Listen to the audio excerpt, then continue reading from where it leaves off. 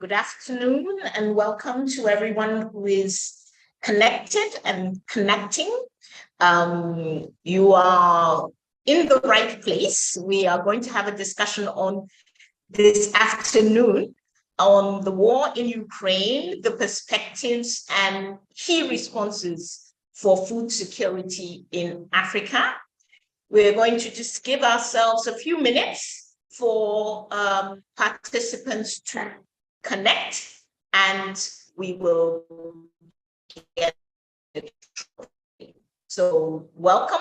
Our three resource persons are already in place, and we are set to have an interesting and exciting discussion.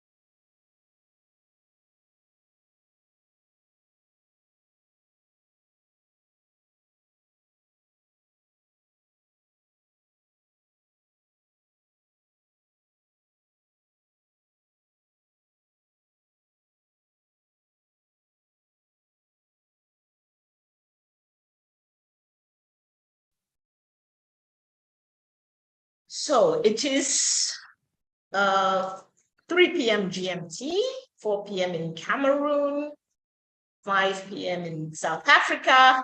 So we're going to go ahead and begin our panel. So once again, welcome to all those who are joined or are joining. The host of this conversation is the consulting firm Strategies. We are based in Cameroon. We are a 27-year-old consulting firm based out of Cameroon with an office in Washington, D.C., and working throughout the continent of Africa, a little bit in Europe and in the United States. We have been working on questions of agriculture for the last 20 years or so.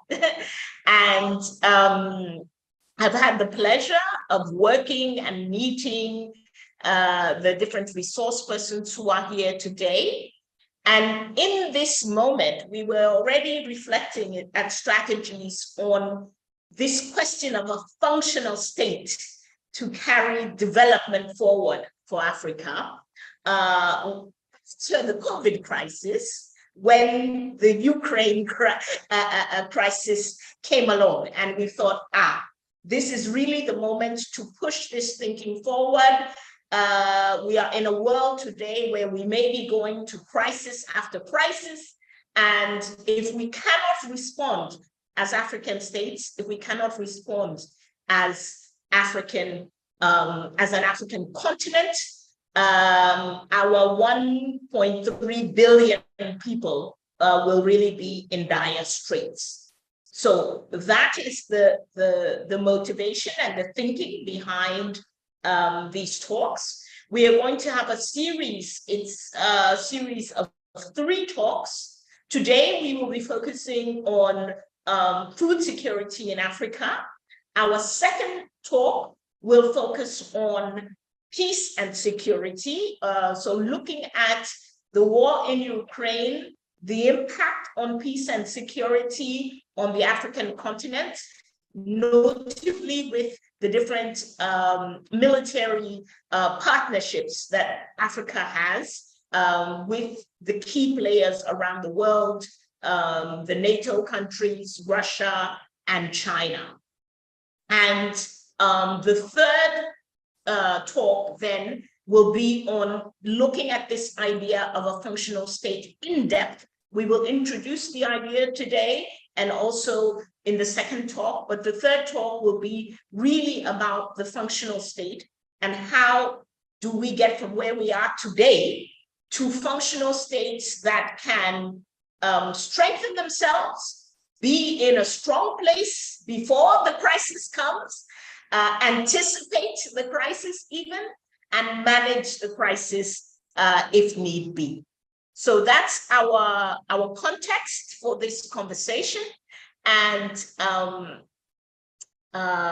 today we are going to be focusing really, as you know, one of the greatest impacts of the war in Ukraine is on food security in Africa. We're going to take a look at the trends. So my colleague, Vanessa Chinje, will be presenting the major trends for just a few minutes, just so that we have all the same understanding. Most of the things I think you already know, as most of the people attending are practitioners, are part of the agriculture world in Africa already. We will look a little bit at how governments are responding. There are some early responses we'll look at, but we also want to hear from our resource persons how governments are responding, and then what do they expect. So our panel today is 3 Africans. Don't worry about the way Theo the Jaeger looks. He's an African. He's from South Africa. But it's 3 Africans. It is 3 people who are from the private sector. So farmers, agripreneurs are represented. We really wanted that perspective in the discussion today. And then, of course, we want to think about, are there opportunities in this new crisis moment for food security in Africa? So that's the context of our talk. We have 3 resource persons who are with us. We have Wolali Senyo. He is from the private sector in Ghana, an organization called Farmer Line, where he's head of corporate services. We've worked with Wolali before, an excellent resource person on the private sector, what it's thinking, what it's doing, how it is responding. Theo de Jaeger is Executive Director for Southern Africa Agri Initiative. He is also the president of the World Farmer Organization, and this is after having been president of the SACAO, the Southern African Farmers Organization, for many years. And he is going to give us a little bit of the perspective of the farmers organizations. And Bertrand Fofé is founder and managing director of Jangolo. Jangolo is an agri-tech service. It's an online platform that serves as a market, as an exchange for all different actors of the agricultural value chain to come together, from producers to distributors to buyers to those who are transforming. And we've asked Bertrand today to talk about, immediately we started talking about the crisis and food security in Africa. Of course, all over social media, everybody said, oh, this is really easy. Let's just start eating bread that's made from sweet potato or from cassava or from millet and all the other homegrown African products. Of course, those of us in the field know that this is not so easy to do from one day to the next. But we're going to take a look at it and see if this is a response, a possible response, and if so, what will it take to get us there? So that's the context. A very warm welcome to our resource persons who will be taking the floor here very soon. But before we get to that, let me hand over to Vanessa Chinje. Vanessa is a consultant at Strategies, and she is going to present to us the work done by our team here to take a quick look at the impact of the war in Ukraine on Africa. This is, we've been doing quite some work on this. This is just the part on agriculture. We've looked at other aspects as well. And Vanessa has a few selected slides. Vanessa, over to you. Thank you, Carl, and also thank you for the presentation.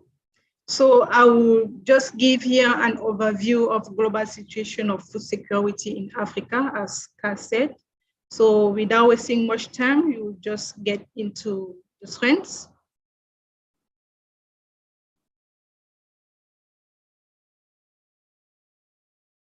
So in 2020 and 2021, Africa was already in crisis, and this was due to COVID outbreak, which really caused in mid-2020 global food crisis. That was due to disruption of global supply chains, transportation costs, and also port disruptions. 281.6 million people on the continent, that's over 1.5 of the population, faced hunger in 2020. That's 46.3 million gap in comparison to 2019. So the region that is more affected here is Eastern Africa with 44.4%. And the less affected is Southern Africa with a total of 2.4%. This situation is coming in addition to pre-existing challenges that African countries were facing and which has not quite improved. So we have the conflicts. We also have instabilities that are manifesting in various countries. In coup d'etats, we have continued limited access to basic services for citizens like water, electricity, infrastructure, education, etc. And we also have youth bulge and strong population growth, which is really impacting the already existing poor job economic growth. So there's really a huge need here to create more jobs in order to absorb the population that's in demand each year, adding on the market. So still in this context, we have some key drivers that are leading to this food insecurity situation. Already in 2019 to 2020, we have observed a 60% increase in people facing